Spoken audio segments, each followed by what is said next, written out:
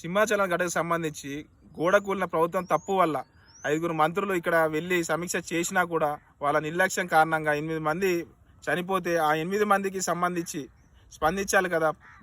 Janasena Pawan Kalyan letter pad మాత్రం తన పార్టీకి చెందినటువంటి వాళ్ళు ఉన్నారని చెప్పి దానికి సంబంధించి తన స్వహస్తాలతో సంతకం చేసినటువంటి ఒక లెటర్ అయితే రిలీజ్ చేశారు.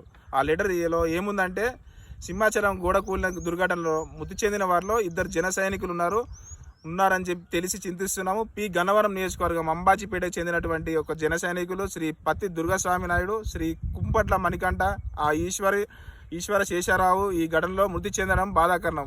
వారి ఆత్మకు శాంతి చేకూరాలని చెప్పి భగవంతుని ప్రార్థిస్తున్నాను అని చెప్పి జనసేన పార్టీ తరఫున ఎంతో అభిమానంగా పనిచేశారు. ఆ కుటుంబాలకు ఈ పార్టీ అండగా ఉంటుంది ఇటు పవన్ కళ్యాణ్ అని చెప్పి ఒక లెటర్ అయితే రిలీజ్ చేయడం జరిగింది.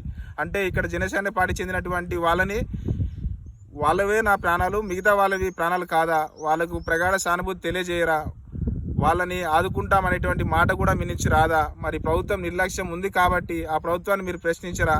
అంటే ఇక్కడ కూడా పార్టీ చూసుకుందాం, కులం చూసుకుందాం, మతం చూసుకుందాం, బాధ్యతాయుతమైనటువంటి పదవిలో ఉన్నటువంటి వీళ్ళు ఇలాంటి వ్యక్తులు సనాతన ధర్మాన్ని కాపాడేది, ఇలాంటి వ్యక్తులు బార్డర్లపై యుద్ధం చేస్తా అనేది నిన్న మీటింగ్లో పెట్టి మాట్లాడాడు కదా. ఒక జన సైనికుల ముందు పెట్టుకొని టెర్రరిస్టులు కనుక అటాక్ చేస్తే మనం యుద్ధం చేయడానికి సిద్ధంగా ఉండాలని చెప్పి పవన్ కళ్యాణ్ మాట్లాడుతూ ఉన్నారు కదా.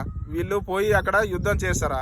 రాష్ట్రంలో జరుగుతున్నటువంటి కంట్రోల్ చేయలేనటువంటి వ్యక్తి, రాష్ట్రంలోనే జరుగుతున్నటువంటి సంబంధించి సమానంగా స్పందించినటువంటి వ్యక్తి, రాష్ట్రంలో చిన్నారులు ఆడవాళ్ళపై అగత్యాలు జరుగుతూ ఉంటే వాటిని కంట్రోల్ చేయలేనటువంటి ఈ వ్యక్తి రాష్ట్రంలో ప్రజలు ఇచ్చినటువంటి హామీలు చేయకుండా చేతులు ఎత్తేసిన ప్రజల కష్టాలు పడుతూ ఉంటే వాళ్ళ గురించి పట్టించుకున్నటువంటి వ్యక్తి ఇక్కడ బార్డర్ పోయి యుద్ధం చేస్తా అంటే వీళ్ళ దానికి సిద్ధంగా ఉండాలని చెప్పారు. ఎవరైనా ఇలాంటి ఘటన జరిగినప్పుడు కులము, మతము, పార్టీ ఇవన్నీ చూస్తారా చెప్పండి? ప్రభుత్వం అనేది మానవత్వం ఆలోచించి చేయాల్సింది. ప్రభుత్వం యొక్క నిర్లక్ష్యం ఉంది. ఈ నిర్లక్ష్యాన్ని ఖచ్చితంగా ప్రశ్నించాలి. తిరుమల లడ్డు దేవస్థానం సంబంధించి లడ్డు వ్యవహారంలో ఏ రకమైనగా స్పందించారు అంటే భూగోళం బద్దలైపోయే విధంగా స్పందించారు.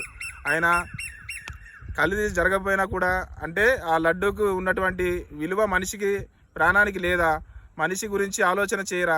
మరి కనీసం బయటకు వచ్చి ఇంత పెద్ద దుర్ఘటన జరిగింది కదా, దీనికి సంబంధించి మాట్లాడారా?